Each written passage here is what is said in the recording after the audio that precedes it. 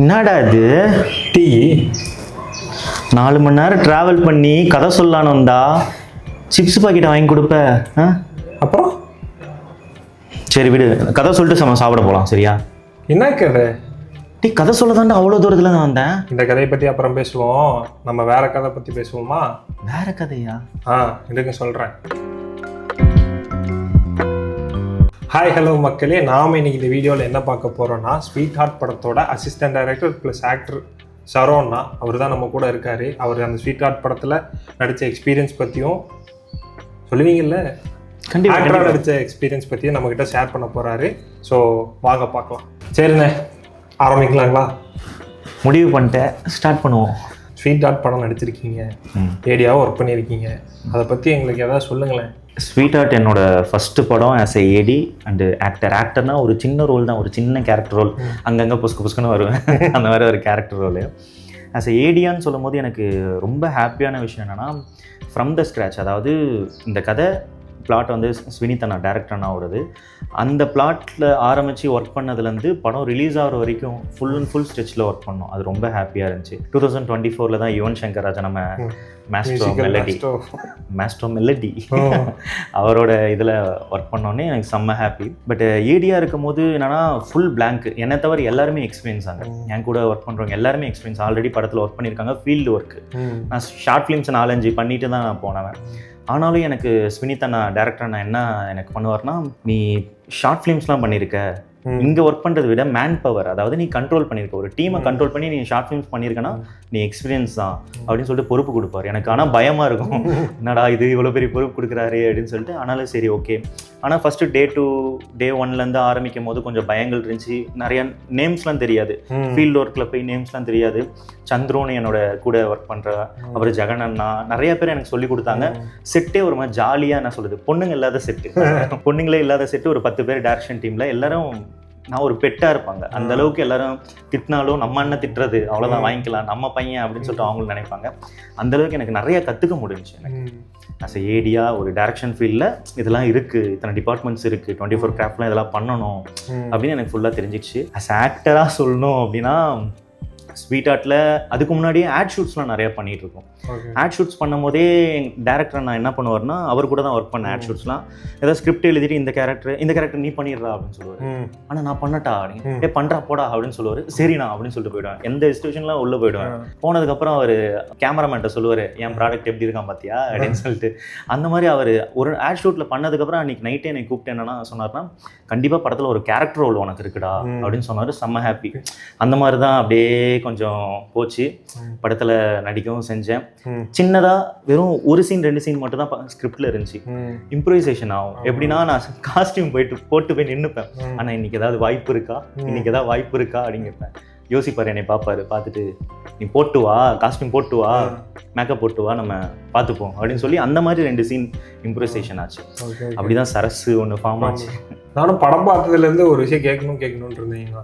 அந்த சரஸ், அந்த கேரக்டர் எப்படி நீங்க அந்த முன்னாடியே அது உங்களுக்கு தெரிஞ்சிருச்சா? அது பண்ணும்போது உங்களுக்கு எதுவும் ஹெசிடேட் ஆகாம, ஐயோ நம்ம இந்த ரோல் பண்றோமா? நிறைய பேர் அது பண்ண மாட்டாங்க, ஏன் நானே பண்ண மாட்டேன். ஸோ அதை வந்து நீங்க போல்டா எடுத்து எப்படி பண்ணீங்க இந்த சரஸ்ன்ற கேரக்டர்? இதில் வந்து ஒரு பேக் ஸ்டோரி இருக்கு, சொல்லலாம்ல? ஓகே. ஷூட்டுக்கு ஒரு என்னோட ரோல் வந்து என்னைக்குன்னா ஒரு 20th டே 24th டே சம்திங் தான். அந்த டேட்டில் தான் எனக்கு என்னோட ஆக்டிங் இது வந்துச்சு. அது வரைக்குமே ஏடியா தான் இருந்தேன். அன்னைக்கு வரும்போது அன்னைக்கு வரைக்குமே ஒரு மெயின்டெனன்ஸ் கை, அவ்வளோதான். ஒரு பையன் மெயின்டெனன்ஸ் கையா, ஒருத்த பையன் தான் நடிக்கிறான் அப்படின்னு சொல்லிட்டு ஒரு அந்த கேரக்டர் பையன், ஒரு பையன் தான் சரோ நடிக்கிறான் அப்படின்னு இருந்துச்சு. ஒரு ஷூட்டுக்கு 2 நாள் முன்னாடி நம்மளுக்கு ஒரு கியூரியாசிட்டி இருக்கும், நம்ம பிக் ஸ்க்ரீனில் வர போகிறோம் அப்படின்னு சொல்லிட்டு ஒரு கியூரியாசிட்டியில் இம்ப்ரூவைசேஷன் பண்ணலான்னு சொல்லிட்டு எங்கள் டேரக்டர் ஏதாவது கேட்பேன், இப்படிலாம் பண்ணிட்டா இப்படியே பாப்பாரு மறைச்சு. சரி நோட்டு ஒரு 2 நாள் முன்னாடி எனக்கு என்ன ஆச்சுன்னா, ஆவேசம் படம் பார்த்தேன். ஆவேசம் படம் பார்க்கும்போது அந்த 3 கேரக்டர் வரும்ல, அந்த பசங்க கேரக்டர், அதில் ஒருத்தன் மூக்குத்தி போட்டு வந்திருப்பான்ல, அந்த கேரக்டர் எனக்கு ரொம்ப பிடிச்சிருந்துச்சு. அதை பார்த்துட்டு மூக்குத்தி தமிழ் படத்தில் பையன் யூஸ் பண்ணி எதுவுமே இல்லையேடா, சரி ஓகே நம்ம ட்ரை பண்ணுவோம் அப்படின்னு சொல்லிட்டு காஸ்டியூம் பார்க்குற அசோசியேட் அண்ணாக்கு கால் பண்ணி அண்ணா மூக்குத்தி இருந்தால் எடுத்துட்டு வாங்கண்ணான்னு நான் சொன்னேன். எதுக்குடா மூக்குத்தி அண்ணா அந்த கேரக்டர்னா அப்படின்னு சொன்னோடனே இது எங்கள் டேரக்டர் அண்ணாக்கு போய் அப்படியே பறந்து போய் செட்டுக்கு அன்னைக்கு ஷூட் அன்னைக்கு எல்லாரையும் பரப்பி விட்டாரு. மூக்குத்தி கேட்டிருக்கான் சரவ வந்து மூக்குத்தி கேட்டிருக்கான்னு சொல்லிட்டு ரியோ அண்ணாக்கு பரவிடுச்சு. அன்னைக்கு செம்ம எக்ஸ்பீரியன்ஸான லைஃப்ல நமக்கெல்லாம் நம்ம பசங்களாம் எப்படியா பிக் ஸ்க்ரீன்ல வந்துடணும்னு ஒரு ஆசைப்பட்டு தான் வருவோம். நம்மளும் வருவோம்னு ஒரு நம்பிக்கையோட வந்ததுக்கப்புறம் அந்த இடத்துல அந்த செட்டில் இருக்கிற அந்த 100 பேருமே நம்மளை பார்த்தா எப்படி இருக்கும். அன்னைக்கு அந்த மாதிரி ஒரு மொமெண்ட் நடந்துச்சு. அன்னைக்கு எனக்கு என்னோட ஷாட் வரப்போது 1/2 மணி நேரத்துக்கு முன்னாடி ரெடி ஆகும்னு சொல்லிட்டாங்க.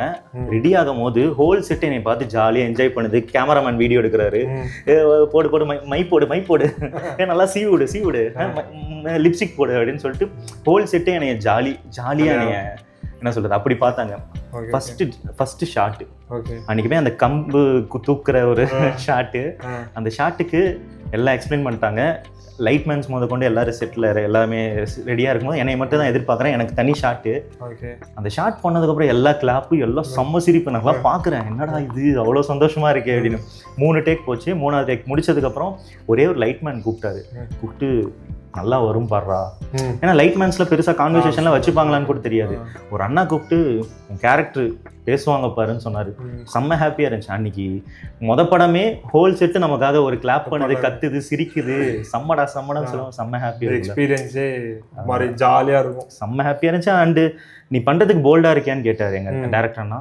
ஆனால் இதில் எதுவும் பிரச்சனைலாம் நடிக்கணும் எனக்கு எப்படியா பிக் ஸ்க்ரீனில் ஓகே.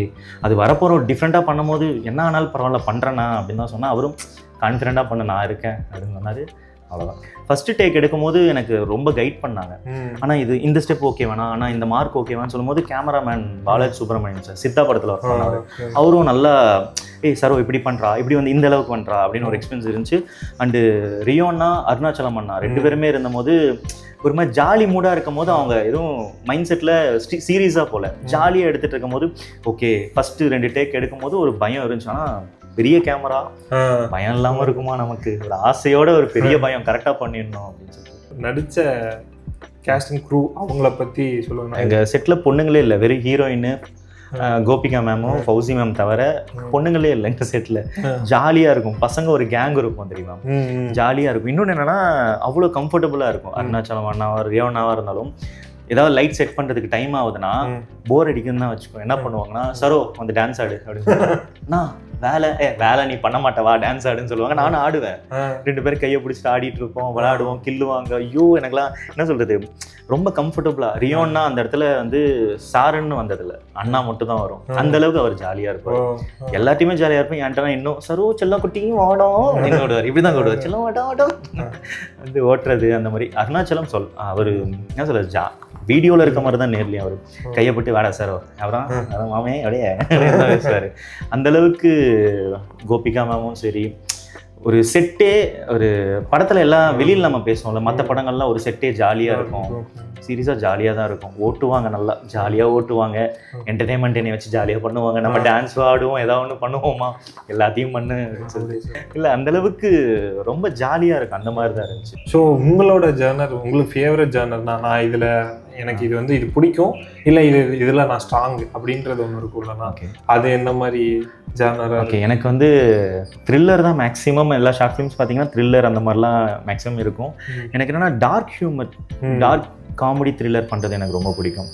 அது வந்து எனக்கு ஏன்னா சுட்டு போட்டால் லவ்வெல்லாம் எனக்கு எழுதி ஸ்வீட் ஹார்ட்லேயும் எனக்கு வந்து ஸ்டார்டிங் ஸ்டேஜ்லலாம் வந்து ஓப்பன் அப் பண்ணி எனக்கு லவ் சீன்ஸ் சொல்ல வராது. நான் ஏதாவது சீன்ஸ் எழுதுங்கடான்னு சொல்லுவார், எழுதுவேன். அவர் வந்து சொல்லுடா சரோ சொல்லு, ஆனால் வரமாட்டுக்குதுண்ணா வரலண்ணா உடனே பண்ணுறான்னு சொல்லி லவ் சீன்ஸ் வரதே எனக்கு ரொம்ப கஷ்டமாக இருக்கும். ஓகேவா? பட் ஆனால் இந்த டார்க் காமெடி த்ரில்லர்லாம் ஒரு மாதிரி செம்மையாக செட்டாக இருக்குது. எனக்கு அது ரொம்ப பிடிக்கும். அண்டு ஆல்சோ எனக்கு ஃபேவரட்டாக பார்த்தீங்கன்னா ஏஆர் முருகதாஸோட இது ரொம்ப பிடிக்கும். அவரோட ஜேர்னல்ஸ் அது அவர் வந்து ரியல் ஃபேக்டரை வச்சு பண்ணுவார்ல. எல்லாருமே இப்போ வந்து நான் இப்போ சொல்ல போகிற ஆன்சர் வச்சு என்னடா இவன் இதை சொல்கிறான்னு நினச்சாலும் நினைப்பீங்க. எனக்கு ஏஆர் முருகதாஸ் அவ்வளோ பிடிக்கும். அவரோட 7ஆம் அறிவு அவ்வளோ பிடிக்கும்.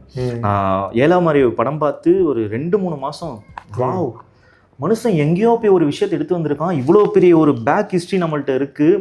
போதி தர்மர் நானும் போதி தர்மர் வம்சத்தில் வந்தவன். அதை கேட்கும் போது எனக்கு அது செம்ம இம்ப்ரெஸ் ஆனேன். என் கதையில் எல்லாத்துலேயுமே நான் என்ன பண்ணேன்னா ஷார்ட் ஃபிலிம்ஸில் பார்த்தீங்கன்னா யுவதி நிலைன்னு ஒன்று பண்ணாங்க. அது வந்து டாக்டர் பிரியங்கான்னு ஒரு ஆந்திராவில் வந்து அவங்கள ரேப் பண்ணி சாவடிச்சாங்க. அந்த ரியல் ஃபேக்டரை வச்சு தான் எழுதியிருப்பேன்.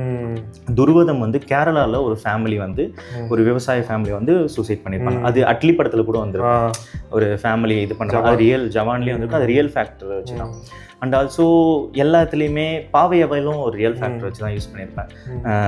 அந்திம கட்டமும் ஆத்தூரில் இருக்க ரியல் இதை வச்சு தான் நான் ஒன்று எல்லாமே ரியல் ஃபேக்டர் வச்சு பண்ணுறது எனக்கு ரொம்ப பிடிக்கும்.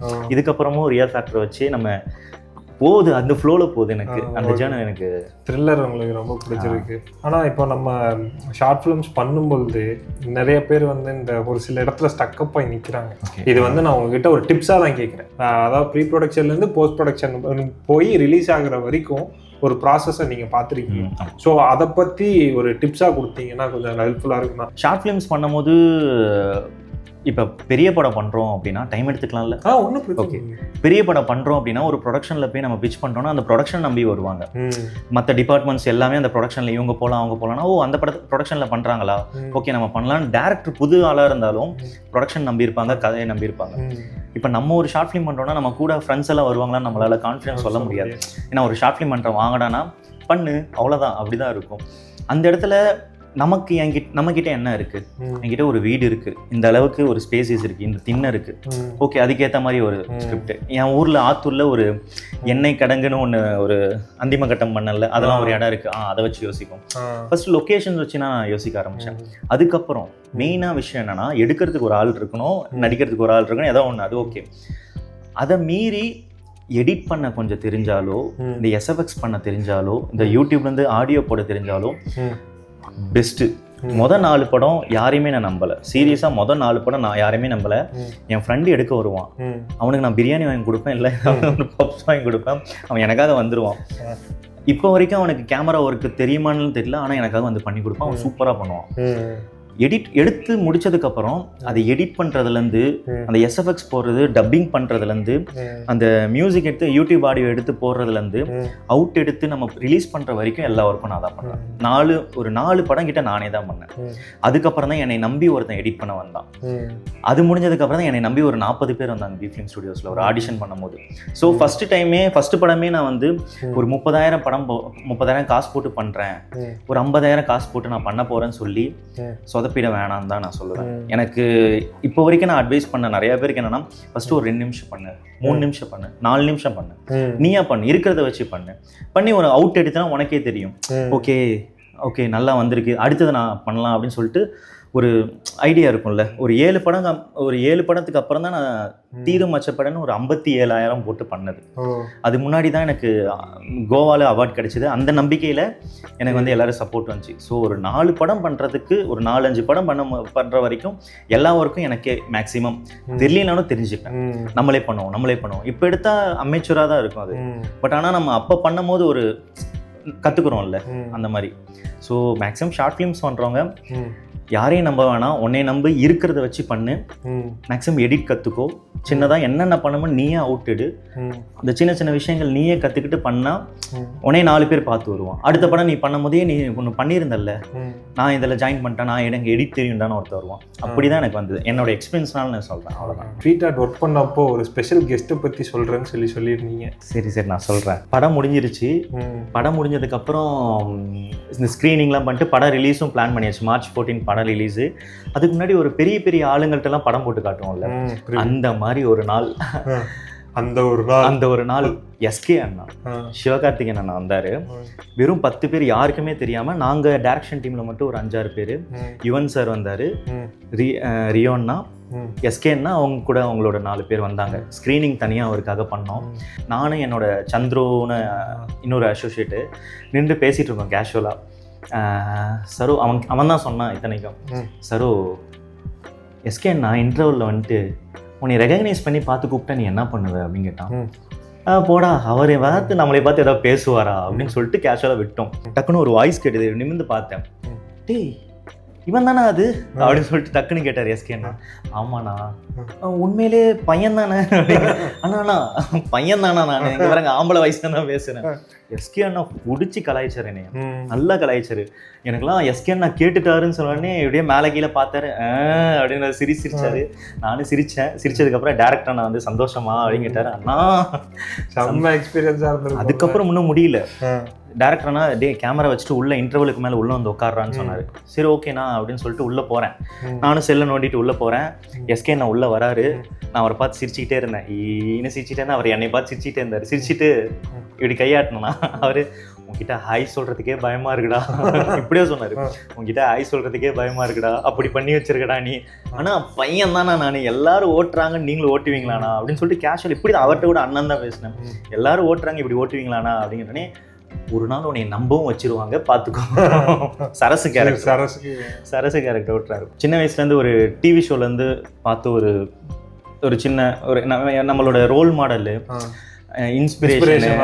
அப்படி அந்த மனுஷன் நம்மளை நேரில் பார்த்துட்டோம். அதுவும் படத்தில் கூப்பிட்டு பேசுகிறாரு, கலாய்க்கிறாருன்னா எனக்கு செம்ம எக்ஸ்பீரியன்ஸாக இருந்துச்சு. வெளியில் படம் முடிச்சுட்டு கிளம்பும் போது கை கொடுத்துட்டு நல்லா பண்ணியிருக்கடா அப்படின்னு சொல்லிட்டு போனார். பிளாஸ்ட்டு அன்றைக்கெலாம் நான்லாம் இந்த கேமரா, நான் இனிமேல் கேமரா எடுக்க விடுவியா நீ? டேரக்டர் டீமில் அப்படி தான் போச்சு. குதிப்பல்ல, இதுக்கு மேலே யாராவது கேமரா எடுக்க விடுங்க ஆக்டரு. ஆக்சுவலி நெக்ஸ்ட் ப்ராஜெக்ட் பற்றி ஏதாவது அப்படி சொல்லுவீங்களா? இப்போ சொல்ல வேணான்னு தோணுது. ஆனால் பெரிய படம் ஒன்று கன்ஃபார்ம் தான், இன்னொன்று கன்ஃபார்மாக இல்லையான்னு எனக்கும் தெரியல. சினிமாக்காக ட்ரை பண்ணிட்டு இருக்க உங்களுக்கு உங்களோட டிப்ஸ் என்ன? ஒன்று தான், கன்சிஸ்டன்சி. பண்ணிக்கிட்டே இரு. ஒரு விஷயம், இப்போ 2 படம் எடுக்கிறோம், 2 ஷார்ட் ஃபிலிம் எடுக்கிறோம், 100 வியூ தான் போகுது, 200 வியூ தான் போகுது. ஓகே விட்டு அடுத்தது பார்ப்போம், இதை யாரும் பார்க்கவும் மாட்டானுங்க. கன்சிஸ்டன்சி பண்ணிக்கிட்டே இரு. இப்போ ஒரு விஷயம் சொல்லுவாங்கல்ல, ஒரு விஷயத்த நீ நம்பி நீ பண்ணிக்கிட்டே இருந்தா அதுவாக தானாக கூப்பிட்டு போகும்னு எஸ்ஜே சூர்யா கூட ஒரு இன்டர்வியூவில் சொல்லியிருப்பாரு. இந்த உலகம் உன்னை கூட்டிகிட்டு போய் அங்கே உட்கார வைக்கணும்.